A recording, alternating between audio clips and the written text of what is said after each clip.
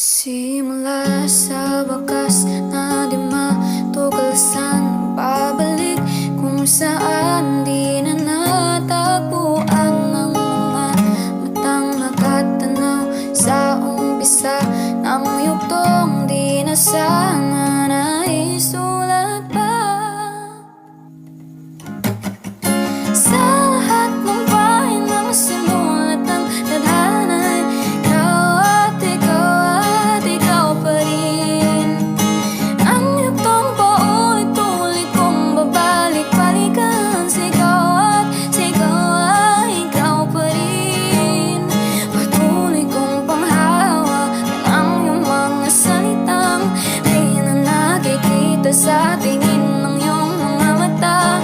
Ngunit kung sarado na puso sa nadarama, pwede bang isipin mo kung bakit tayo nagsimula?